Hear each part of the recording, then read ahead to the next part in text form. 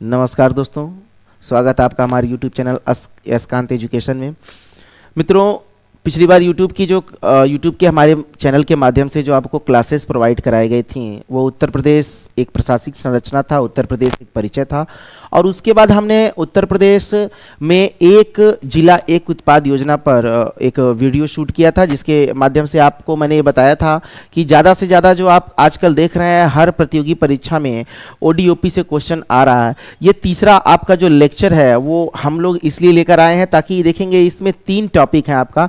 एक आपका जो राजनैतिक और प्रशासनिक संरचना है और एक भौतिक संरचना और जलवायु। तो ये एक बड़ा चैप्टर है, एक बड़ी वीडियो होगी, लेकिन इसको अंत तक देखेंगे क्योंकि इससे प्रश्न पूछे जाते हैं और अति संभावित प्रश्नों की बारंबारता बीच से रहती है। और उत्तर प्रदेश पुलिस परीक्षा, उत्तर प्रदेश अधीनस्थ सेवा चयन आयोग बोर्ड और आप देखेंगे उत्तर प्रदेश लोक सेवा आयोग द्वारा जो भी उत्तर प्रदेश के स्पेशल क्वेश्चन पूछे जाते हैं वो कहीं ना कहीं वह इस एक सेक्शन को जरूर टच करते हैं जो कि हम अपने स्क्रीन पर देख रहे हैं कि देखिए उत्तर प्रदेश विशेष के संदर्भ में कि यहाँ पर प्रशासनिक, राजनैतिक एवं भौतिक संरचना और जलवायु है। तो आगे हम इसको स्टार्ट करते हैं, सेशन को स्टार्ट करते हैं और इसमें हम स्टेप बाय स्टेप इसे समझते रहते हैं। थोड़ा सा अगर आप देखेंगे लेक्चर थोड़ा सा लंबा हो जाए तो कोई बात नहीं, इसको अंतिम तक जरूर देखेंगे और ज़्यादा से ज़्यादा अपने मित्रों में ये शेयर करेंगे और हमारे चैनल को लाइक और सब्सक्राइब जरूर बिल्कुल। और आगे देखते हैं, इसमें स्टार्ट करते हैं आज का सेशन।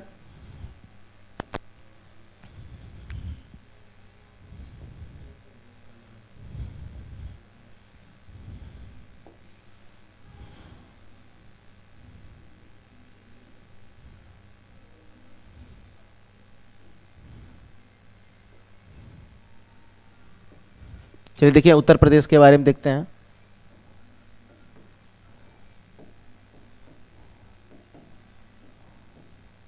पिछली बार हमने उत्तर प्रदेश के बारे में सब कुछ देख लिया था। उत्तर प्रदेश में कुल कितने क्या है, प्रशासनिक इकाइयों के बारे में देख लिया था।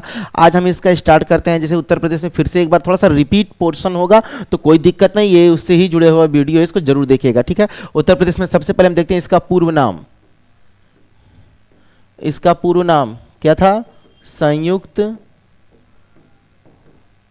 संयुक्त प्रांत। अब स्टार्ट करते हैं आगे, कहां से कहां तक है। चलिए 1836 से उत्तर पश्चिम प्रांत। अब देखिए 1877 से उत्तर पश्चिमी प्रांत एवं अवध, ठीक है। 1902 से देखेंगे आगरा व देखिए आगरा ऐसे आगरा व अवध का संयुक्त प्रांत। एक चीज ध्यान देंगे, ये सारी चीजें आपको बताई गई। 1836 से उत्तर पश्चिम प्रांत, 1877 से उत्तर पश्चिमी प्रांत और अवध है। 1877 के बाद से देखेंगे 1902 से आगरा एवं अवध का संयुक्त प्रांत है। आगे देखेंगे अब 1937 से इसे केवल संयुक्त प्रांत कहते हैं। तो ये एक सबसे इंपॉर्टेंट चीज है और ये हमें देखने की ज्यादा जरूरत है। 24 जनवरी 1950 से इसे क्या कहा गया? उत्तर प्रदेश कहा गया। इसीलिए प्रत्येक वर्ष 24 जनवरी को उत्तर प्रदेश की स्थापना दिवस के रूप में मनाया जाता है। अगले सेशन पे चलते हैं, तो एक बार इसको देख लीजिएगा, आपको इसमें ज्यादा से ज्यादा आपको जानकारी मिलती रहेगी। आगे देखते हैं, इसमें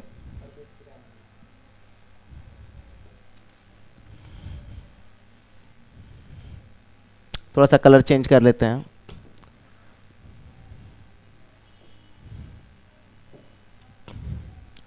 अब देखते हैं प्रदेश की राजधानी। ये तो हम लोग काफी इसको डिस्कस कर चुके हैं। प्रदेश की राजधानी, देखिए प्रदेश की राजधानी अगर हम देखें 1836 से आगरा थी। 1836 तक हम मान लें क्या थी? आगरा। 1858 से ये था प्रयागराज। और 1920, अब देखेंगे आगे 1920 से लखनऊ, लेकिन यह आंशिक था। कैसा था? आंशिक। और 1935 से पूर्णतः लखनऊ हो गया। अब मैंने फिर बताया था लखनऊ, कमेंट बॉक्स में छापिए लखनऊ किस नदी के किनारे है? गोमती नदी के किनारे। ठीक है, बहुत अच्छे। तो ये देखिए, ये प्रदेश की राजधानी थी। अब बात करते हैं, हम एक बार थोड़ा सा इसको देख लेते हैं। कुल मंडल, कुल मंडल कितने थे? 18। कुल जनपद, एक बार इसको कायदे से देखते चलते हैं। कुल जनपद कितने हो गए? 75। अब बात करते हैं कुल नगर निगम, कुल नगर निगम कितने हैं? 17। ये 3 चीज। अब एक चीज सबसे इंपॉर्टेंट ये है कि कुल 18 मंडल हैं और 18 मंडल में जो सबसे नवीनतम मंडल है वो आप देखेंगे, सबसे नवीनतम मंडल कौन सा हो जाएगा? अलीगढ़। तो अलीगढ़ जो है यह सबसे नवीनतम मंडल हो जाएगा। और 17वां नगर निगम जो सबसे नवीनतम 17वां जो है वह हो जाएगा शाहजहांपुर। तो ये सबसे महत्वपूर्ण 2 बिंदु हैं आपके। एक अलीगढ़ मंडल जो 18वां मंडल है, और 17वां नगर निगम कौन हो जाएगा? जी बिल्कुल, एकदम शाहजहांपुर। आगे चलते हैं, आगे बढ़ते हैं। अब देखिए, उत्तर प्रदेश के नाम से इस राज्य का गठन 24 जनवरी 1950 को हुआ था। उसके बाद से राज्य पुनर्गठन आयोग 1956 से तमाम चीजें हैं इसमें, ये सब जानकारी में जानते हैं आप। आगे बढ़ते हैं, इसके आगे चलिए देखते हैं।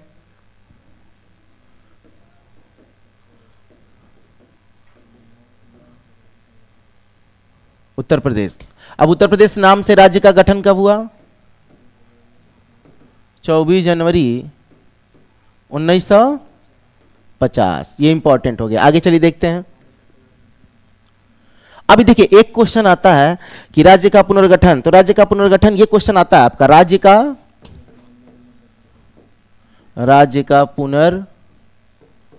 पुनर्गठन 1 नवंबर 1956। एक चीज और याद रखेंगे, भाषा के आधार पर गठित होने वाला पहला राज्य कौन था? कमेंट बॉक्स में जरूर लिखिएगा, भाषा के आधार पर गठित होने वाला पहला राज्य। बिल्कुल जी। आगे चलते हैं, आगे देखते हैं। अब देखिए, ये राज्य का विभाजन ये पूछता है क्वेश्चन। राज्य का विभाजन की बात करें तो ये राज्य का विभाजन हुआ था नवंबर 2000 में। कब हुआ था? नवंबर 2000 में। और नवंबर 2000 में 3 नए राज्य गठित किए गए थे, 26, 27 और 28, क्योंकि 25वां राज्य ऑलरेडी गोवा था। तो 26वां राज्य देखेंगे छत्तीसगढ़ था, और 27वां राज्य, ये सबसे इंपॉर्टेंट है, 27वां राज्य कौन सा था? उत्तराखंड। 27वां राज्य कौन बना? उत्तराखंड बना। कब बना? ये बना 9 नवंबर 2000 को। और कुल कितने जिलों को काट कर आ गया? 13 डिस्ट्रिक्ट। ये मैं आपको बता चुका हूं, 13 जिलों को काटकर उत्तराखंड राज्य का उसके नाम से गठन किया गया। ये आपका सबसे इंपॉर्टेंट सेशन है। आगे फिर देखते हैं इसमें। अब देखिए, उत्तर प्रदेश, भाषा की बात करते हैं। राजभाषा, देखिए एक चीज आपको बता दें, राजभाषा का मतलब होता है कामकाज की भाषा। राजभाषा का मतलब क्या हो गया? काम काज की भाषा। अब उत्तर प्रदेश में देखेंगे, देवनागरी हमारी लिपि और हिंदी हमारी राजभाषा, आप जानते हैं। और 1900 जनवरी 1968 से हिंदी जो है इसको सभी कार्यालयों में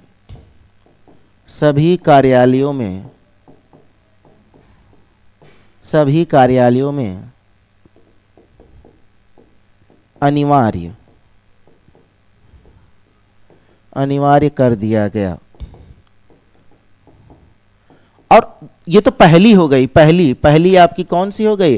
पहली हो गई आपकी हिंदी। तो दूसरी कौन सी है? ये सबसे इंपॉर्टेंट क्वेश्चन पूछा है। दूसरी आपकी हो जाएगी उर्दू। उर्दू प्रभावी होती है 1902 1989 से। ये आपका बहुत ही इंपॉर्टेंट, ये आपका जो उत्तर प्रदेश की भाषा, राजभाषा से अगर हम बात करें तो राजभाषा दो है आपका, एक हिंदी है और एक उर्दू है। हिंदी को जनवरी 1968 से सभी कार्यालयों में अनिवार्य रूप से लागू कर दिया गया और 1989 से उत्तर प्रदेश की द्वितीय जो ऑफिशियल लैंग्वेज है उसको क्या स्थान किसको दिया गया, उर्दू को दिया गया। ये आगे आगे फिर देखते हैं। अब देखिए हम थोड़ा सा देखते हैं प्रदेश की प्रशासनिक संरचना। अब इसमें एक चीज रुकिएगा, एक सेकंड देख लेते हैं इसको, ये यहां से चलिए। अब देखेंगे प्रदेश में, ध्यान से समझते चलिएगा, प्रदेश में पुलिस कमिश्नर, पुलिस कमिश्नर प्रणाली वाले जिले देखेंगे। अब देखिए उत्तर प्रदेश में ये पुलिस कमिश्नर प्रणाली वाले जिले कौन कौन है, तो लाइन से देखते हैं। सबसे पहले कौन हो जाएगा आपका, गौतम बुद्ध नगर हो जाएगा। दूसरे पे हो जाएगा आपका लखनऊ हो जाएगा। तीसरे पे हो जाएगा आपका वाराणसी। चौथे पर हो जाएगा आपका, देखिए गौतम बुद्ध नगर, लखनऊ, वाराणसी। चौथे पे हो जाएगा क्या, कानपुर, कानपुर। फिर पांचवें में देखेंगे जो दिल्ली से सटा हुआ हमारा कौन हो जाएगा, गाजियाबाद। क्या हो जाएगा, गाजियाबाद। छठवें पे हो जाएगा आपका प्रयागराज और नेक्स्ट आपका हो जाएगा आगरा। देखिएगा ये सबसे इंपॉर्टेंट चीज है ये कि प्रदेश में पुलिस कमिश्नर प्रणाली वाले जो आपके जिले हैं वो गौतम बुद्ध नगर है, जिसका मुख्यालय आप जानते हैं नोएडा है। लखनऊ है जो प्रदेश की राजधानी है। वाराणसी सांस्कृतिक नगर है और सांस्कृतिक शहर है। और कानपुर देखेंगे चर्म उत्पाद के लिए। गाजियाबाद, प्रयागराज और आगरा, ये आपके प्रदेश की प्रशासनिक संरचना में, यह प्रदेश में पुलिस कमिश्नर प्रणाली वाले टोटल जिले हैं आपको, जो बहुत ही महत्वपूर्ण है। आगे देखते हैं इसमें। अब देखेंगे उत्तर प्रदेश में एक चीज ध्यान दीजिएगा थोड़ा सा। अब एक चीज आपको और बता दूं, उत्तर प्रदेश का ये जो प्रशासनिक है इसमें जनसंख्या के संबंधित भी कुछ आंकड़े हैं, लेकिन हम जनसंख्या के लिए, जनगणना के लिए आपके लिए एक अलग वीडियो लेकर आएंगे जिसमें उत्तर प्रदेश की जनगणना और भारत की जनगणना भी उसमें मर्ज होगी। भारत की जनगणना को पढ़ते हुए उत्तर प्रदेश का जनगणना हम उसमें कंपेयर करेंगे, उसके बिल्कुल ही अध्यायवार बिंदुओं को कायदे से पढ़ते रहेंगे और उसमें बिल्कुल एक डिस्क्रिप्शन की बात करें तो उसमें काफी व्याख्यात्मक रूप से उसको आगे पढ़ा जाएगा। तो उसके लिए एक अलग वीडियो शूट होगा, उसके लिए एक अलग वीडियो देखा जाएगा। अभी हम देखते हैं उत्तर प्रदेश। अब देखिए उत्तर प्रदेश में ध्यान से समझिएगा, उत्तर प्रदेश में अब देखिए 2011 की हम जनगणना की बात करें, 2011 की जनगणना, 2011 की जनगणना के अनुसार बता दे रहे हैं 19,98,12,341 यह टोटल पॉपुलेशन थी। यह कुल जनसंख्या थी उत्तर प्रदेश की 19,98,12,341। अब इसमें अगर हम बात करें कुल मतदाता की बात करें तो कुल मतदाता में अगर हम बात करें तो लगभग 15 करोड़ प्लस मतदाता थे इसमें, लगभग 15 करोड़ प्लस मतदाता इसमें रजिस्टर्ड थे। तो ये सबसे बड़ी बात है। आगे चलते हैं, आगे देखते हैं। संसदीय सीट उत्तर प्रदेश में लोकसभा की कुल कितनी है? संसदीय सीट में हम देखें लोकसभा 80 सीटें किसमें है? लोकसभा की। फिर उसके बाद राज्यसभा की कुल सीटें कितनी हैं? राज्यसभा की कुल सीटें हैं आपकी, ये देखिए मिट गया थोड़ा सा, संसदीय सीट तो 80 लोकसभा की थी और राज्यसभा की कुल कितनी सीटें हमने बताया? 31। अब इसमें एक इंपॉर्टेंट चीज आपका ये है कि संसदीय लोकसभा सीटें 80 हैं और इस 80 सीटों में जो एससी यानी अनुसूचित जाति की बात करें, एससी के लिए जो रिजर्व सीट है, जो रिजर्व्ड सीट है, ये रिजर्व्ड ये एससी के लिए जो रिजर्व सीट है वो है 17 और एसटी के लिए जो है वह कोई भी सीट रिजर्व नहीं है। अब यहाँ बात करते हैं राज्यसभा में। राज्यसभा में कुल सीटें कितनी है आपकी? 31 सीटें हैं। अब हम बात करते हैं संसदीय सीट में। एक 80 आपकी लोकसभा से हो गई और 31 आपकी राज्यसभा से हो गई। आगे देखते हैं। कुल विधानसभा की बात करेंगे। कुल विधानसभा सीटें कितनी हैं? 403 और विधान परिषद, अब इसका एक आगे स्ट्रक्चर हम समझेंगे। कुल विधान परिषद 100, ये देखिएगा, दोनों बहुत इंपॉर्टेंट है। अब उत्तर प्रदेश में जिस तरह से हमारे केंद्रीय शासन व्यवस्था में लोकसभा और राज्यसभा है, उसी तरह उत्तर प्रदेश में भी द्विसदनात्मक व्यवस्था है। एक बात करते हैं इसमें, आगे इसको इस बार देख लीजिएगा और आगे आप इसको स्क्रीनशॉट ले सकते हैं या तो फिर वीडियो को आराम से देख के उसको नोट कर सकते हैं। ये आपके लिए बहुत ही महत्वपूर्ण है। आगे हम देखते हैं, यहाँ से स्टार्ट करते हैं इसको। उत्तर प्रदेश में हम बात करते हैं। उत्तर प्रदेश, अब इसमें हम बात करते हैं, यह द्विसदनात्मक मंडल है। द्विसदनात्मक मंडल है और द्विसदनात्मक मंडल ये 1937 से है। कब से है? 1937 से। अब दो सदन कौन कौन है इसमें हम देखेंगे। एक है आपका विधान सभा और दूसरा कौन सा है? विधान परिषद। विधान परिषद में कितनी सीटें हैं? 100। अब विधानसभा में कितनी सीटें हैं? 403। देखिए दिमाग में आ रहा होगा 404, लेकिन एंग्लो इंडियन एक एंग्लो इंडियन की सीट क्या हो गई? अब वह इस सिस्टम को समाप्त कर दिया गया है। एंग्लो इंडियन अब नहीं है, उनका प्रतिनिधित्व करने की आवश्यकता नहीं थी। तो 403 विधानसभा सीटें हैं और 100 विधान परिषद की सीटें हैं। अब देखेंगे किसी भी राज्य में 60 से कम और 500 से ज्यादा, 500 से ज्यादा, तो 60 से कम और 500 से ज्यादा सीटें नहीं हो सकती। तो उत्तर प्रदेश में 403 है जो कि सबसे अधिक है। अब विधान परिषद में कुल 40 सीटें रखी गई हैं जो कि एक मिनिमम यानी न्यूनतम क्राइटेरिया को रिप्रेजेंट करता है। ठीक है ना। अब इसमें हम देखेंगे उत्तर प्रदेश का, अगर हम एक बात करें, हम संरचना एक बार देख लेते हैं। थोड़ा सा ध्यान से देखिएगा, कोई बहुत बड़ा मैप नहीं है, ये छोटा ही मैप एक बनाया जाएगा ताकि आप लोगों को बस समझ में आ जाए, बाकी कोई जानकारी ऐसी नहीं आपकी बचनी चाहिए। अब प्रदेश में जो सीटों का आवंटन है वह कुल के एक पश्चिमांचल की सीटें रखी गई हैं, एक आपका देखेंगे पूर्वांचल रखा गया है। तो पूर्वांचल में भी सीटें आपकी काफ़ी, पूर्वांचल थोड़ा सा यहाँ से ले लेते हैं ऐसे, ये हम पूरा पूर्वांचल बताते हैं। ये पूरा पूर्वांचल है, लगभग 27 से 25 जिले पूर्वांचल में आपके आते हैं। ये पश्चिमांचल वाला क्षेत्र है, पश्चिमांचल का हो जाएगा। यह बुंदेलखंड का क्षेत्र हो जाएगा, तो ये बुंदेलखंड का क्षेत्र हो जाएगा।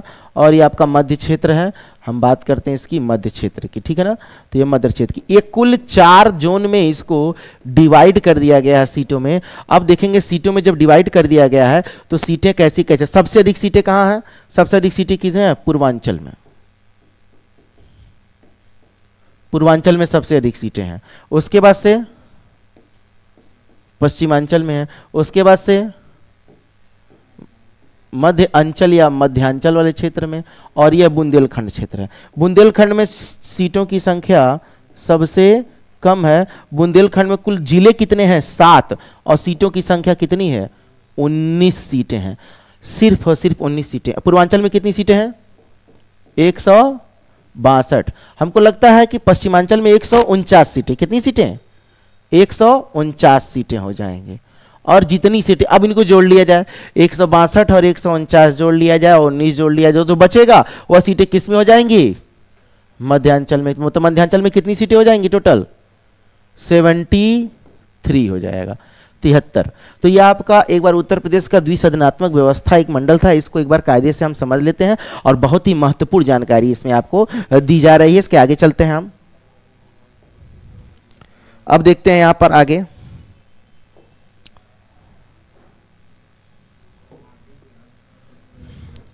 अब यहां पर देखेंगे सर्वाधिक, दिख रहा है थोड़ा सा, एक मिनट रुकिए।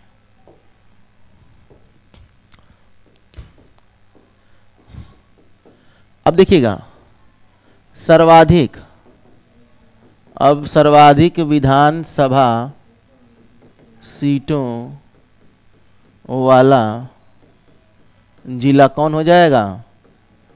अब सर्वाधिक विधानसभा वाला सीटों कौन है? प्रयागराज। प्रयागराज में कुल कितनी सीटें हैं विधानसभा की? 12 सीटें हैं। बहुत महत्वपूर्ण, कितनी सीटें हैं?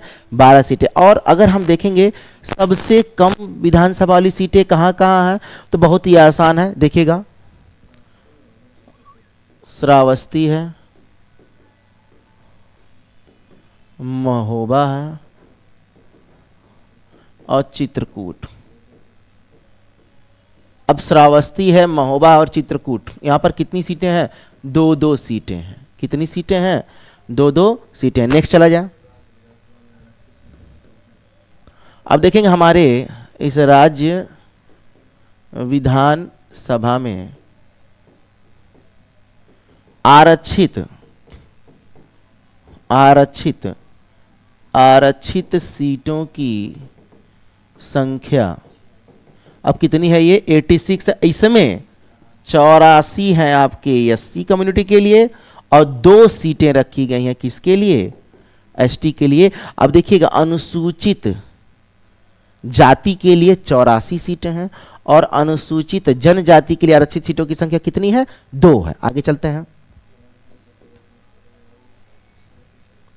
आगे देखते हैं। हाँ, विधान, देखिए अब यहां से इंपॉर्टेंट चीजें है, ये देखिए विधान मंडल, ये विधान मंडल जिसमें आपका देखेंगे कौन कौन है? एक विधानसभा है और एक विधान परिषद है। अब ये विधान परिषद ये उच्च सदन है और विधानसभा निम्न सदन है। और यहाँ पर अगर हम बात करें विधानमंडल का गठन कब किया गया था? 1937 में किया गया था। ये हम पिछले वाले पेज पर इसको पढ़ चुके हैं। आगे चलते हैं, देख लीजिए इसको एक बार बिल्कुल ध्यान से देखने की आवश्यकता है, बहुत ही महत्वपूर्ण सेशन है ये। आगे देखते हैं,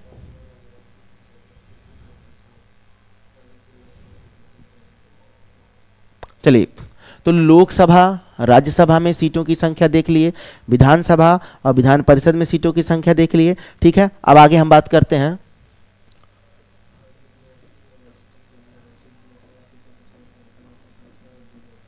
कुल मंडल। कुल मंडल कितने हैं? 18। इनमें सबसे बड़े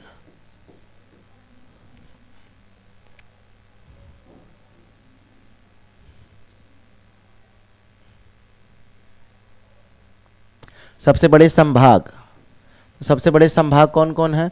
तो वो कौन कौन है? लखनऊ है, कानपुर है और मेरठ है। लखनऊ, कानपुर और मेरठ कितने हैं जिलों की संख्या? 6 है, ठीक है। अब सबसे छोटे मंडल देखें, सबसे छोटे मंडल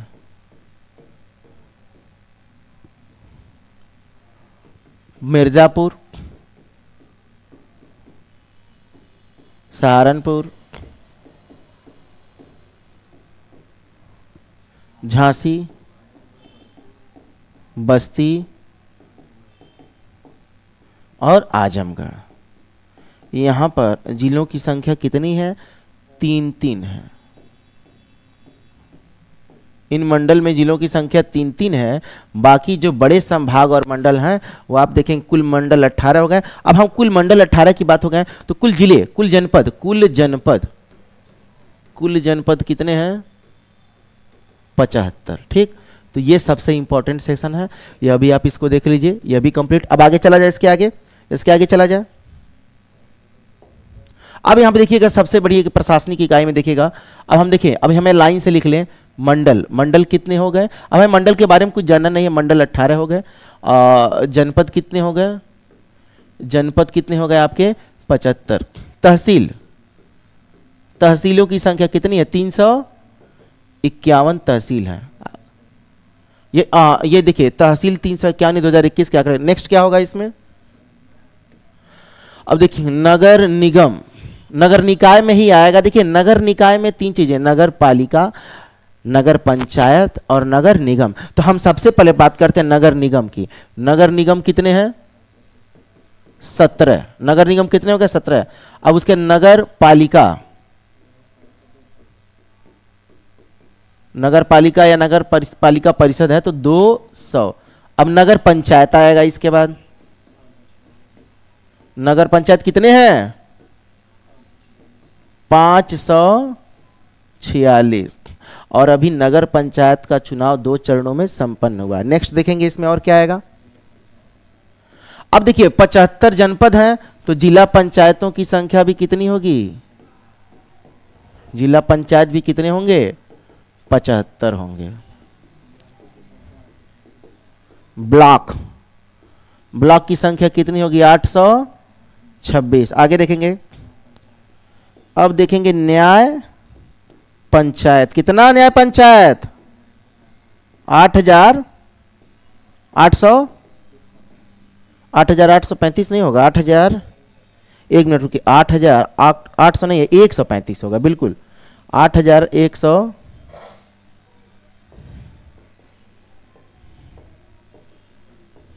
ये हो जाएगा।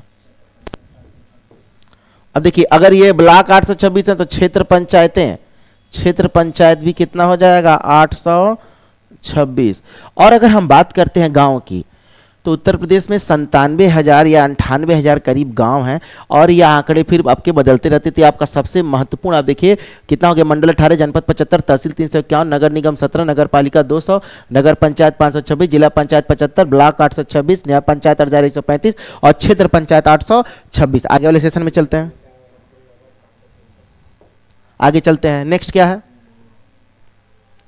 अब देखिए न्यायालय की बात करते हैं। उत्तर प्रदेश में अगर हम न्यायालय की बात करते हैं,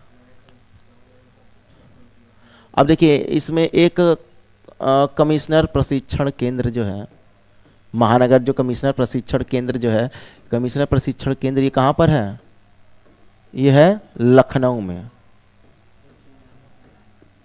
अब यहाँ पर देखिए प्रदेश में अगर हम देखें बात करते हैं न्यायालय की बात करते हैं तो सबसे ऊपर सुप्रीम कोर्ट होता है, फिर उसके बाद हाई कोर्ट होता है, फिर उसका डिस्ट्रिक्ट एंड सेशन कोर्ट होता है। तो अगर हम बात करें सुप्रीम कोर्ट की बात है, हाई कोर्ट की बात करें तो आप देखेंगे प्रदेश का जो उच्च न्यायालय है, प्रदेश का उच्च न्यायालय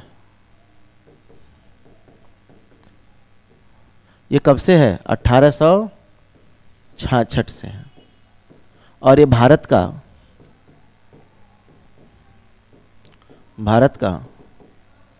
चौथा उच्च न्यायालय है।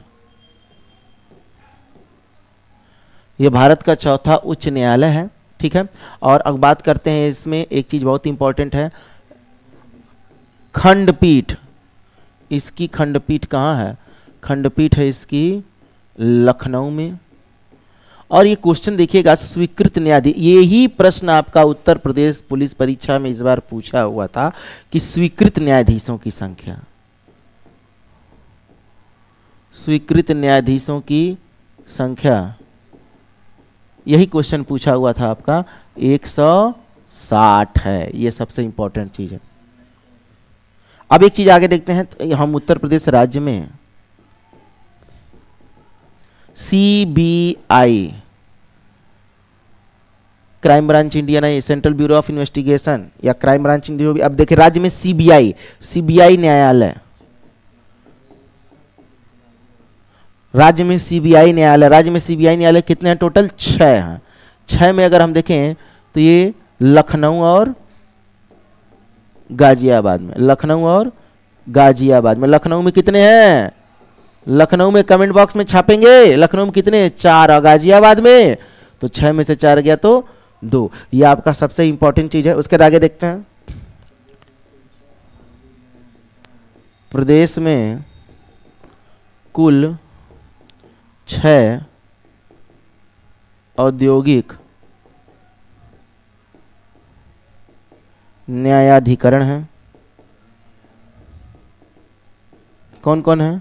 देखिए, अब देखिए इसमें एक प्रयागराज है, प्रयागराज 1, लखनऊ 2, मेरठ, मेरठ हो गया 3। आगे देखते हैं, आगरा, आगरा 4 हो गया, कानपुर 5, और छठवां गोरखपुर। अब देखिए, औद्योगिक न्यायाधिकरण, प्राधिकरण, ये न्यायाधिकरण नहीं, प्राधिकरण होगा, औद्योगिक प्राधिकरण, औद्योगिक न्यायाधिकरण। चलिए,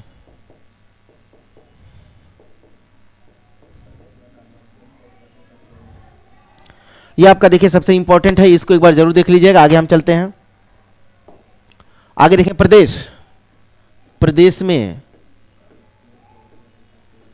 कॉमर्शियल, कॉमर्शियल कोर्ट टोटल कितने हैं? 13 कॉमर्शियल कोर्ट है। आगे देखते हैं, उत्तर प्रदेश में, ये सबसे इंपॉर्टेंट चीज है, इसको जरूर समझते हैं, प्रदेश में श्रम न्यायालय, श्रम ने लेबर, लेबर की बात करता है, श्रम न्यायालय, इनकी संख्या कितनी है? इनकी संख्या है 20। आगे देखते हैं, अब देखेंगे कारागार। कारागार का मतलब आप देखेंगे, एक क्वेश्चन पूछा था एक बार एग्जाम में, संपूर्णानंद कारागार प्रशिक्षण केंद्र, ये लखनऊ में क्वेश्चन बहुत इंपॉर्टेंट था। अब यहाँ देखिए कारागार, कारागार कुल कितने टोटल? 73 है। अब उसमें केंद्रीय कारागार, केंद्रीय कारागार, अब केंद्रीय कारागारों की संख्या कितनी है? 8। 8 में अगर हम देखेंगे, एक बरेली में दो हो जाएंगे, बरेली में 2 है, एक आगरा में है, और आगरा में एक बात करें, सबसे प्राचीन भी आगरा में ही था 1884 में, तो आगरा में 1 हो गया। एक है वाराणसी, वाराणसी के बाद से फतेहगढ़, नैनी, अभी सब में एक एक है, देखते हैं, 2, 1, 3, 1, 4, 1, 5, 1, 6, उसके बाद से लखनऊ 7, और एक और कौन बचा? देखिए यहां पर ये इटावा, इटावा में लाइन सफारी भी है, याद रखिएगा। तो ये प्रदेश में केंद्रीय कारागार कितने हो गए टोटल? 8। आगे देखते हैं, सबसे एक इंपॉर्टेंट बात, नारी निकेतन, और एक चीज ये देखिए, नारी निकेतन, प्रदेश में एकमात्र नारी निकेतन, तो नारी निकेतन कहते हैं, 1 मिनट रुकिएगा, नारी बंदी निकेतन कहाँ है? नारी बंदी निकेतन, तो नारी बंदी निकेतन कहाँ है आपका? यह है लखनऊ में। एक और इंपॉर्टेंट, आदर्श कारागार, यह भी बहुत इंपॉर्टेंट है, आदर्श कारागार, यह भी कहाँ है? लखनऊ में। ठीक, अब इसी में एक जुवाइनल कोर्ट, जो बच्चों वाला है, जो किशोर, क्या कहते हैं उसको? किशोर या अल्पवयस्क, हम देखते हैं किशोर अल्पवयस्क कारागार, ये कहां पर है? ये बरेली, कहां पर है? ये बरेली में है। और ये जो क्वेश्चन मैंने आपको सबसे इंपॉर्टेंट बताया था, कि जो सबसे इंपॉर्टेंट प्रश्न आपका था कि संपूर्णानंद कारागार प्रशिक्षण केंद्र, तो देखिए क्वेश्चन पूछता है, ये संपूर्णानंद कारागार प्रशिक्षण संस्थान कहां पर है? ये लखनऊ में। और सबसे पुराना कारागार जो है वो 1884 से सबसे पुराना कारागार कहाँ है? सबसे पुराना कारागार है आपका कहां पर? आगरा में। आगरा में 1884 से सबसे पुराना कारागार, ये आपका सबसे इंपॉर्टेंट। अब इसमें आप देखेंगे तो आपको बहुत सी जानकारियां ऐसी हैं जो आपके लिए महत्वपूर्ण और परीक्षा में पूछे जाते हैं। नेक्स्ट हम चलते हैं नेक्स्ट पेज पे। अब देखेंगे सबसे इंपॉर्टेंट एक क्वेश्चन ये भी है जो आपके परीक्षा में पूछा जा सकता है। प्रदेश का एक मात्र महिला, और देखिए महिला के बाद से ये देखिए केंद्रीय कारागार। अब ये जो है वो कहाँ है? बरेली में। कमेंट बॉक्स में छापिए बरेली ओडीओपी में किसके लिए फेमस है, पढ़ाया गया था आपको, ठीक है। अब देखते हैं एक आगे क्वेश्चन। प्रदेश का पहला केंद्रीय कारागार कौन है? आगरा है। यही पुराना भी आपको मैंने बताया था, तो ये इंपॉर्टेंट हो गया। चलिए आगे देखते हैं। अब उत्तर प्रदेश के, ये आपको थोड़ा सा मैंने बताया इसको, कारागार और अन्य चीज़ों से, न्यायिक व्यवस्था से। अब उत्तर प्रदेश में देखिएगा, सबसे पहले अगर हम बात करें उत्तर प्रदेश के पहले मुख्यमंत्री, इसको जल्दी जल्दी चलते हैं करते करते। प्रदेश के पहले मुख्यमंत्री कौन थे? स्वतंत्रता के बाद गोविंद बल्लभ पंत। प्रदेश के या प्रदेश की राज्यपाल, और वो भी फर्स्ट, पहले राज्यपाल की बात करें, कौन? सरोजनी नायडू। या उत्तर प्रदेश का ये जो सेशन चल रहा है आप देख रहे हैं, ये उत्तर प्रदेश का 17वां या 18वां, कौन सा ये विधानसभा का सत्र चल रहा है? 18वां चल रहा है। 18वीं विधानसभा, प्रदेश की 18वीं विधानसभा, 18वीं विधानसभा का सत्र है जो 2022 से लेके 2027 तक है। मुख्यमंत्री इसमें देखेंगे कौन है? मुख्यमंत्री माननीय योगी आदित्यनाथ।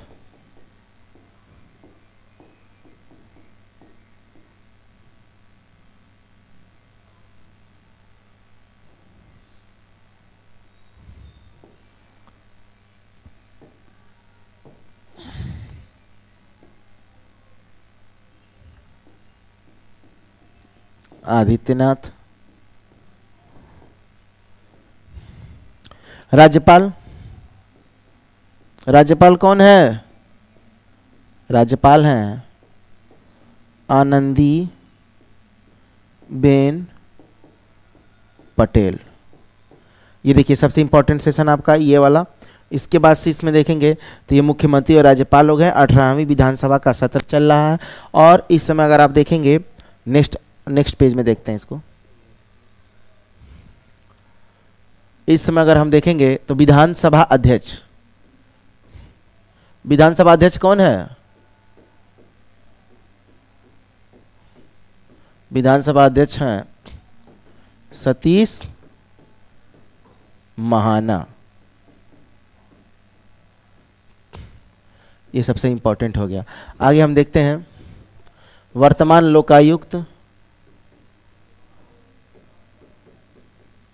लोकायुक्त कौन है? संजय मिश्र। इसके बाद से देखते हैं वर्तमान उच्च न्यायालय के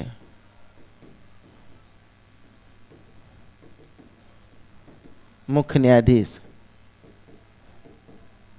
ये कौन है? इस समय है प्रीतिंकर दिवाकर। तो ये देखिएगा, ये सबसे महत्वपूर्ण चीजें हैं। इसको फिर आगे हम चलते हैं एक महत्वपूर्ण सेशन में, आगे फिर हम देखते हैं। तो ये आपका विधानसभा अध्यक्ष हो गए, वर्तमान लोकायुक्त हो गए, वर्तमान उच्च न्यायालय के मुख्य न्यायाधीश हो गए। ये सब क्वेश्चन आपसे लगभग पूछता है हर एग्जाम में। और प्रथम विधानसभा अध्यक्ष की अगर बात करें प्रथम विधानसभा अध्यक्ष कौन थे? पुरुषोत्तम दास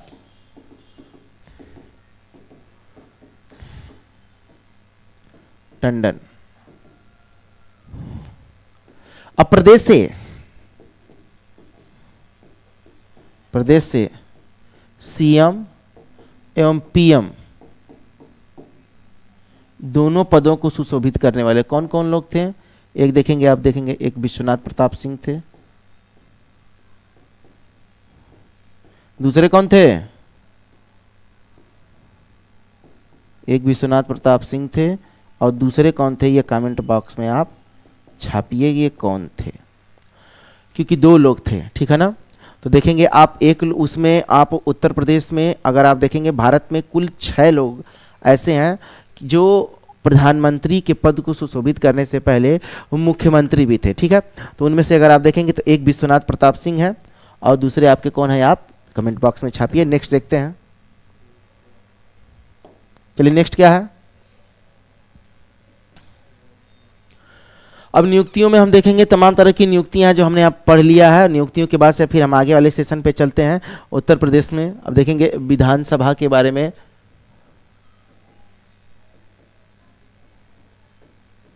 विधानसभा, अब आर्टिकल 164 में लिखा है कि राज्यपाल को सहायता देने के लिए, किसको सहायता देने के लिए? राज्यपाल को सहायता देने के लिए कि मंत्रिपरिषद होगी। विधानसभा में कुल सीटें कितनी हैं? आपकी कुल सीटें हैं 403 सीटें हैं, 403 सीटें हैं। इनकी चुने जाने के लिए क्या होता है? विधानसभा के चुने जाने के लिए क्या होता है? तो विधानसभा के चुने जाने के लिए सदस्यों, जो विधानसभा के सदस्य, उनकी एज कितनी चाहिए? एज चाहिए 25 साल और वह किसी भी तरह का आप देखते हैं कि उन किसी भी लाभ के पद पर ना हो। और वहीं हम विधान परिषद की बात करें तो विधान परिषद में अगर हम देखते हैं तो कितना एज चाहिए? तो विधान परिषद में आपकी एज कितनी चाहिए? 30 साल। एज कितना चाहिए? एज चाहिए 30 साल। यह आपका इंपॉर्टेंट है विधानसभा विधान परिषद में। चुनाव कैसा होता है? विधानसभा का जो चुनाव होता है, अगर आप देखेंगे विधानसभा के चुनाव में, तो विधानसभा के चुनाव में अगर आप देखेंगे तो बहुत सी चीज़ें आपको ऐसे रिप्रेजेंट होंगी कि विधानसभा का चुनाव जो है उसमें आप जो नॉर्मली आप वोट डालते हैं और ये वोट जो डालते हैं हम, ये सीधे आप देखेंगे अपने क्षेत्र में चुने हुए प्रतिनिधि को डालते हैं। लेकिन विधान परिषद के चुनाव में चीज़ें बहुत अलग हो जाती हैं। विधान परिषद में अगर आप देखेंगे तो कुल चीज़ें विधान परिषद की बहुत अलग हो जाती हैं। विधानसभा में चुनाव कैसे होता है, ठीक है, देखते हैं। विधान परिषद में चुनाव होता है, देखिए कुल 100 सीटें हैं। इन 100 सीटों में 1/3 जो होते हैं वह विधान सभा के सदस्यों द्वारा चुने जाते हैं। किसके द्वारा? विधानसभा के सदस्यों द्वारा चुने जाते हैं। फिर 1/12 सदस्य, ये 1/12 सदस्य किससे चुने जाते हैं? ये आप देखेंगे, ये विश्वविद्यालयों में जो 3 साल से ऊपर जो होते हैं, जो ग्रेजुएट होते हैं, वो होते हैं। 1/12 जो होते हैं ये उत्तर प्रदेश में माध्यमिक शिक्षा परिषद और अन्य जो अध्यापक होते हैं वो कम से कम उनको 3 से 5 वर्ष का जो अनुभव होता है वो होते हैं। फिर अगर आप देखेंगे 1/6 को राज्यपाल मनोनीत करते हैं। मनोनयन वाला जो विशिष्ट सेवा, शिक्षा, साहित्य और चयन होते हैं। और 1/12 जो होते हैं वह आप देखेंगे, आप विभिन्न तरह से नगर पालिका, नगर निकाय और अन्य में जो कर्मचारी होते हैं वो इस विधान परिषद के वोट में, चुनाव में भाग लेते हैं, जिनकी संख्या कुल कितनी है? 100 है। और अब हम आगे बात करते हैं, सीधे अब चलते हैं जलवायु पर, भौतिक संरचना और जलवायु पर, ठीक।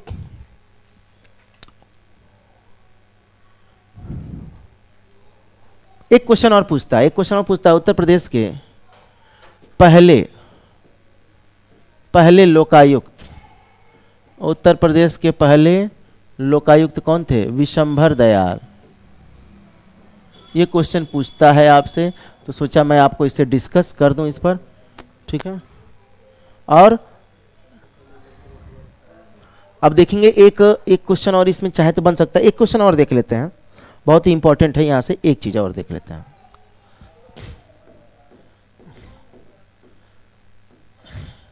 सबसे कम उम्र, सबसे कम उम्र में जो सीएम थे वो कौन थे? अखिलेश यादव।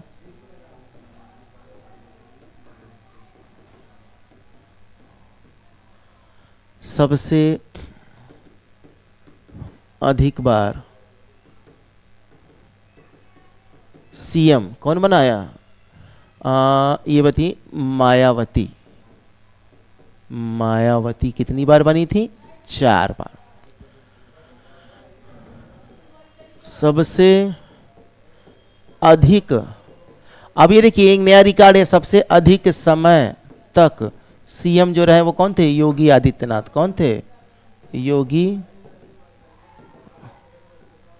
आदित्यनाथ। ठीक है, सबसे अधिक समय तक सीएम योगी आदित्यनाथ थे, सबसे अधिक बार सीएम मायावती थी, और सबसे कम उम्र में सीएम अखिलेश यादव थे।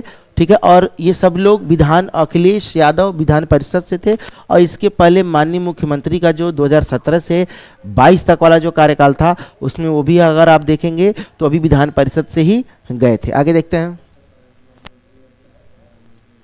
देखेंगे अभी मैंने आपसे बताया ना यूपी में सीएम भी रहे और भारत के, इंडिया के पीएम कौन?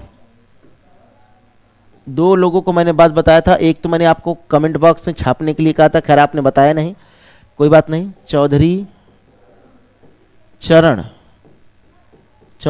चरण सिंह, और दूसरे थे विश्वनाथ प्रताप सिंह। आगे देखते हैं नेक्स्ट।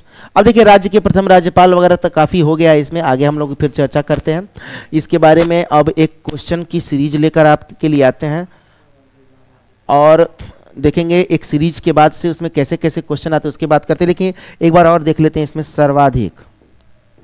सर्वाधिक बार राज्यपाल कौन कौन बना? सर्वाधिक बार राज्यपाल देखते हैं कौन कौन? बीएल जोशी, और दूसरे एक थे मोहम्मद शफी कुरैशी। अब देखिए ये प्रशासनिक इकाई इतनी जो थी, राजनीतिक इकाई ये हो गया। अभी इस पर हम आगे जो चर्चा करते हैं, एक बार भौतिक संरचना और जलवायु पर भी बिल्कुल चर्चा करने की आवश्यकता है। और ये इसके लिए बाकी इसमें जो भी चीज़ें बची हैं वो आपको क्वेश्चन सीरीज के माध्यम से फिर हम लेकर आते हैं उसको अगले वीडियो में। और इसका क्वेश्चन सीरीज बहुत जरूरी, क्योंकि सबसे इंपॉर्टेंट सेक्शन है आपका। तो थोड़ा सा इसको आगे चलते हैं। भौतिक संरचना और जलवायु देखते हैं एक बार।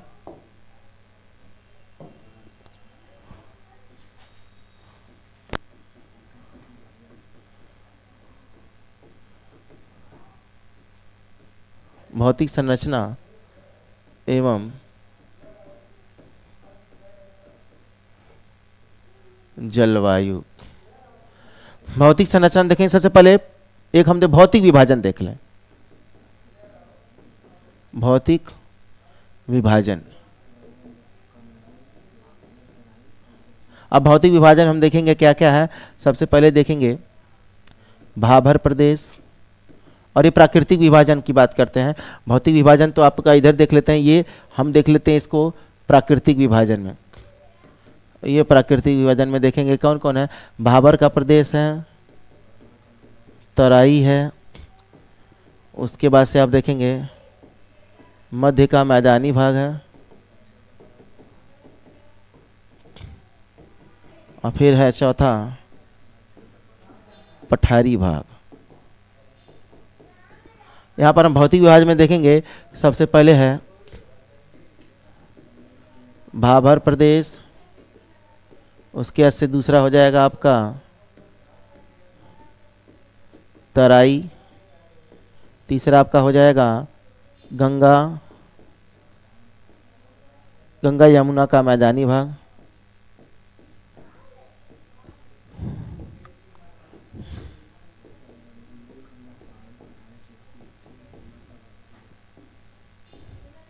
बुंदेलखंड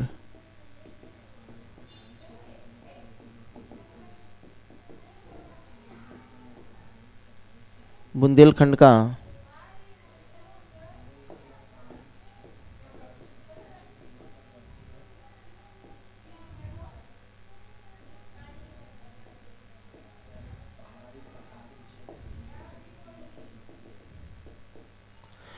अब ये आपका चार आपका भौतिक और आप जो है आप देखते हैं भौतिक विभाजन या प्राकृतिक विभाजन हम ऐसे भी कर सकते हैं, इसको मानचित्र के माध्यम से भी समझा जा सकता है। मानचित्र के माध्यम से देखेंगे और मानचित्र बना ले। अभी एक और आपको ड्रा मानचित्र इसको करके दिखाते हैं, फिर आगे फिर आपको एक मानचित्र और आपको बनाकर फिर आपको बताते हैं कि इसका विभाजन आप कैसे करेंगे।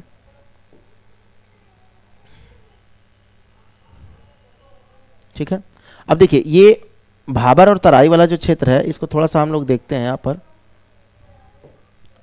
ये देखिए ये जो पतली पट्टी वाला क्षेत्र है ये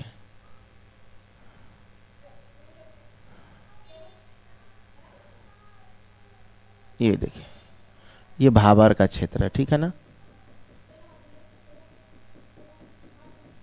भाबर ये सहारनपुर से लेकर कुशीनगर तक का एरिया फैला हुआ है और यहीं सहारनपुर से फिर एक पतली पट्टी के रूप में फिर अगर आप देखेंगे तो ये महाराजगंज और कुशीनगर तक का जो क्षेत्र है ये तराई वाला क्षेत्र है। ये तर यानी तर वाला क्षेत्र मतलब ये नम और आर्द्र क्षेत्र सबसे अधिक है। तो ऊपर वाला जो क्षेत्र है यह मोटे आपके कंकड़ और पत्थर और बजरीला स्थिति है, तो यहाँ पर खेती योग्य भूमि नहीं है। लेकिन यहाँ पर देखिए ये तराई ये आपका भाबर प्रदेश है। अब भाबर के ठीक दक्षिण में आपका क्या हो जाएगा, तराई। और यहाँ पर देखिए प्रदेश में ये आपका इधर से यमुना नदी है और यहाँ से आपका कौन सी नदी है, गंडक। तो यहाँ पर हो जाएगा गंडक और ये यमुना और यहाँ पर आपका हो जाएगा ये सोनभद्र। ये देखेंगे सोनभद्र। तो सबसे यहाँ पर देखिएगा सबसे वेटलैंड, वेटलैंड मतलब आर्द्र, सबसे वेटलैंड की बात क्या करते हैं, आर्द्र। सबसे वेटलैंड या हम सर्वाधिक कहते हैं आर्द्र, आर्द्र क्षेत्र कौन है, ये है आपका सोनभद्र। ठीक है, अब देखिए ये पश्चिमी पर यमुना हो गया और पूर्वी पर कौन हो गया, गंडक हो गया। अब यह मैदानी भाग जो है आपका, ये जो मैदानी भाग है यह देखिए मैदानी भाग का विभाजन जो है वह दो नदियां करती हैं। कौन, पश्चिम में यमुना करती है और पूरब में कौन करती है, गंडक करती है। और प्रदेश का ये भाग देखिए आप,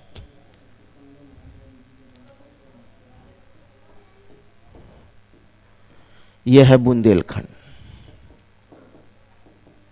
बुंदेलखंड, बुंदेलखंड में कुल कितने जिले, 7 जिले हम आपको पहले ही हम बता चुके हैं। बागपत, अब बात करते हैं सबसे वेटलैंड, सबसे आर्द्र क्षेत्र। तो सबसे कम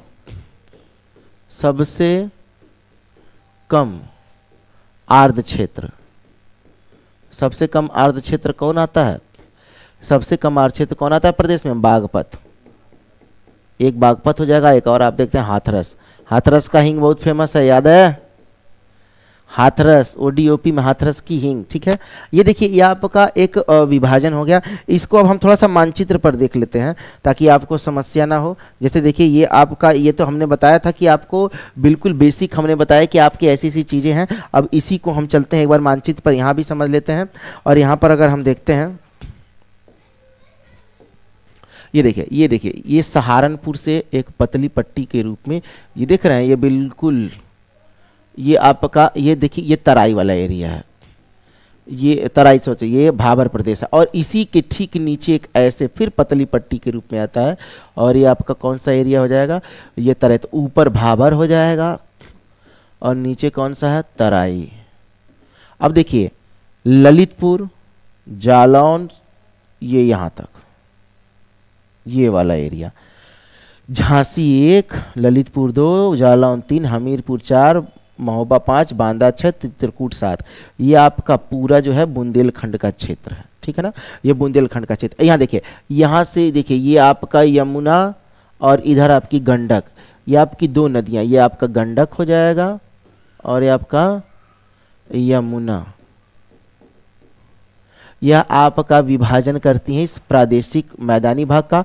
ये ऊपरी मैदानी भाग, ये ऊपरी मैदानी भाग हो जाएगा, ये मध्य मैदानी भाग होता है और ये पूर्वी मैदानी भाग हो जाता है। और ये सब गंगा के मैदान है, क्योंकि गंगा नदी प्रदेश के 28 जिलों से बहते हुए बलिया से होते हुए फिर आपका बिहार में चल जाती है। और इधर का जो एरिया है ये पूर्वांचल का, थोड़ा सा इसको एक बार हम इरेज कर देते हैं, ठीक है। ये देखिए, ये जो आपका इधर का एरिया है, ये इधर का एरिया, ये आप ऐसे समझिए, जो ये गंगा और घाघरा का दोआब है, यह एरिया जो है यह गेहूं के लिए बहुत ही ज़्यादा फेमस है। तो गंगा घाघरा दोआब में गेहूं भी होती हैं, ठीक है। अब ये देखिए, हमने बता दिया था ना, ये वाला एरिया आपका पूरा बुंदेलखंड का हो गया, ये वाला आपका पश्चिमी भाग है, ये आपका देखिए एक बार फिर से देख लीजिए, ये आपका भाबर प्रदेश था, यहाँ से आपका तराई था, ये आपका मैदानी भाग था मध्य का, और ये दक्षिण का पठारी क्षेत्र था, जिसमें बुंदेलखंड के 7 जिले मुख्य रूप से, और ये पूरा दक्षिण का पठारी और भाग है। अब इन पठारी भागों में देखेंगे एवरेज हाइट की बात करें हम, तो एवरेज हाइट इसमें है लगभग 300 मीटर से ऊंचे आपके पठार और छोटी छोटी पहाड़ियां हैं। जब आप देखेंगे इसका कुछ भाग जो है ये बघेलखंड वाले एरिया में भी आता है, ये आपका बघेलखंड एरिया है, ये बघेलखंड। तो बघेलखंड में देखेंगे सोनभद्र में आप देखेंगे, उसके आगे बढ़ते जाएंगे तो सोनाकर कैमूर की पहाड़ियां, ये सब आपके बघेलखंड के पठारी भाग भी इसमें सम्मिलित होते हैं। तो यह आपकी एक संरचना मानचित्र पे थी, वहां भी समझ में आई होगी, और यहाँ भी आपको स्पष्ट तरीके से बताया गया कि इसको समझने का प्रयास करेंगे। आगे देखते हैं, इसको मिटा देते हैं, आगे देखते हैं हम।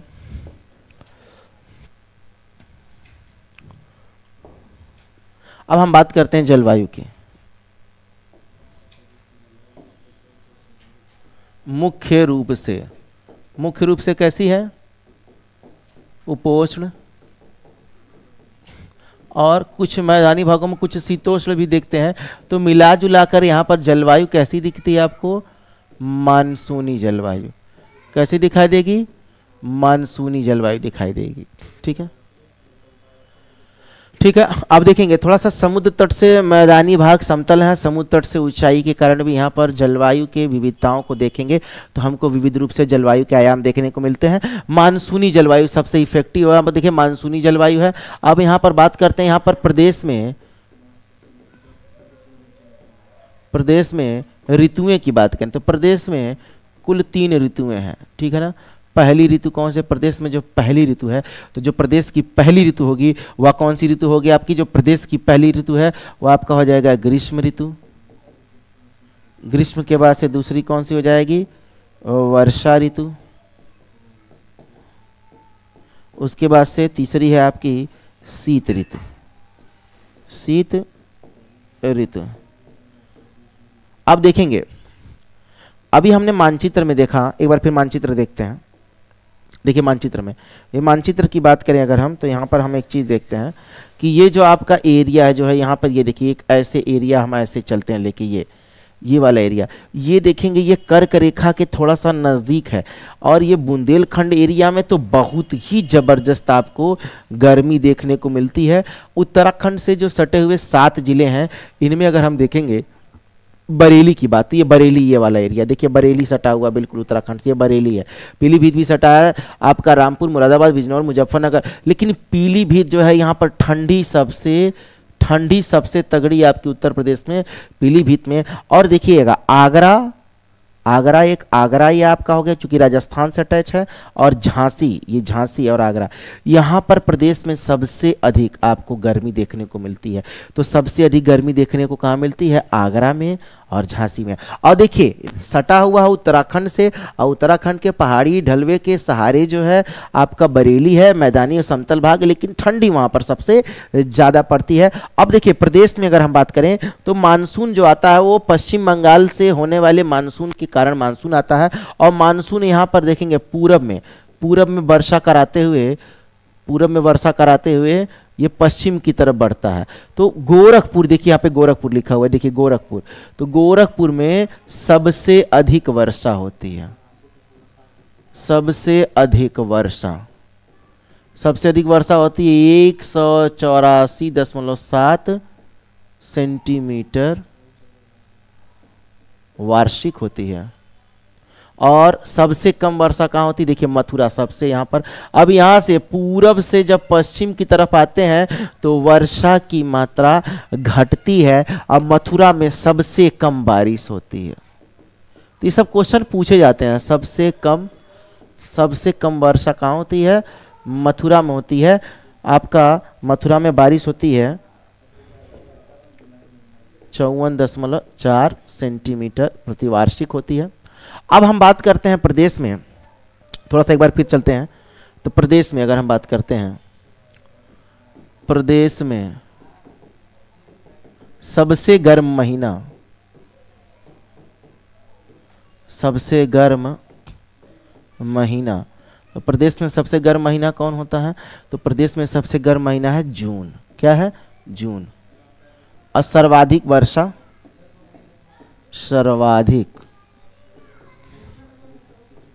सर्वाधिक वर्षा कब होती है? जुलाई में। और सबसे ठंडा माह, सर्वाधिक शीत माह कौन है? जनवरी की ठंडी। अभी देखा ना जनवरी में किस तरह से ठंडी पड़ती है, कड़ाके की सर्द, एकदम बिल्कुल हड्डियां और मांसपेशियां सिकुड़ जाती हैं, इस तरह से बड़ी जबरदस्त ठंडी पड़ती है मैदानी भाग में। तो देखिए प्रदेश में 3 ऋतु हैं, ग्रीष्म ऋतु है, वर्षा ऋतु है और शीत ऋतु है। तो शीत ऋतु की बात करें तो आपका ये नवंबर से दिसंबर, जनवरी और थोड़ा सा फरवरी के फर्स्ट वीक तक होती है। उसके बाद देखेंगे मार्च लास्ट से आपका देखेंगे ग्रीष्म ऋतु स्टार्ट हो जाती है। अप्रैल मई जून, जून तो सबसे गर्म महीना होता है। और उसका जुलाई के फर्स्ट वीक से आपका बारिश शुरू होता है। जुलाई में बहुत बारिश होती है, जुलाई अगस्त सितंबर अक्टूबर तक लगभग बारिश होती है। और नवंबर दिसंबर के बाद फिर से वही शीत ऋतु होती है। तो प्रदेश में 3 ऋतुएं हैं, शीत ऋतुएं हैं। और उसमें प्रदेश में सबसे गर्म महीना आपका जून, सबसे अधिक वर्षा जुलाई महीने में होती है, सबसे ठंडी आपका पड़ती है जनवरी माह में। और अगर आप बात करते हैं उत्तर प्रदेश की जलवायु मानसूनी जलवायु है और जलवायु में विविधता देखने को मिलती है। उप सब ट्रॉपिकल भी है, इंटर ट्रॉपिकल भी है। और इसमें देखेंगे टेम्परेट भी कुछ आपको देखने मिलते हैं, जैसे आपका बरेली और सहारनपुर और अन्य जगहों पर आपको थोड़ी सी ठंडी जलवायु को देखने को मिलती है। क्योंकि एक तो हिमाचल प्रदेश और उत्तराखंड से लगभग सटे हुए हैं, तो वहाँ पर जलवायु में थोड़ी विविधता देखने को उत्तर प्रदेश के इस संदर्भ में देखने को मिलती है। मिला जुलाकर मानसूनी जलवायु है। सबसे अधिक गर्म रहने वाला आप देखेंगे तो आगरा और झांसी जो जिले हैं। उत्तर प्रदेश में एक बार बात करते हैं 2019 में, वर्ष 2019 में बांदा जिला था, इसमें टेम्परेचर पहुंच गया था 49.2 डिग्री सेल्सियस, जो कि प्रदेश में अब तक का सबसे रिकॉर्डेड टेम्परेचर रिकॉर्ड किया गया। हाईएस्ट जिसको बात करते हैं, हाईएस्ट आपका 49.2 आपका बांदा हो गया। और कर्क रेखा से नजदीक जितने भी कर्क रेखा से नजदीक आपके बुंदेलखंड के क्षेत्र से जो गुजरते हैं, वहां पर गर्मी बहुत जबरदस्त पड़ती है, बहुत ज्यादा गर्मी पड़ती है। अब आपका पूर्वी क्षेत्र में अगर आप देखेंगे बारिश ज्यादा होती है, पश्चिमी क्षेत्र में बारिश धीरे धीरे कम होती चलती है, और बुंदेलखंड वगैरह क्षेत्र में बारिश भी बहुत लगभग कम ही होती है। लेकिन एवरेज की बात करें तो सबसे अधिक वर्षा आपकी गोरखपुर में और सबसे कम वर्षा आपकी मथुरा में होती है। यह आपका उत्तर प्रदेश के भौतिक संरचना और जलवायु से संबंधित टॉपिक था, जिसमें हमने प्रदेश में प्रशासनिक और राजनीतिक भौतिक संरचना और जलवायु को पढ़ा और समझा। अब इसके आगे की जानकारी के लिए आप इसमें देखेंगे कुछ ऐसे भी चीजें हैं जो इसमें सारी चीजें एक लेक्चर में कैसे बताई जा सकती हैं। तो इसको एक बार फिर से रिवीजन मोड में हम करेंगे जब इसके क्वेश्चंस आंसर की सीरीज को लेकर आएंगे, और वो आपका अगले वीडियो में बिल्कुल आते हैं। इसी के साथ आप निवाड़ी को विराम देते हुए जय हिंद।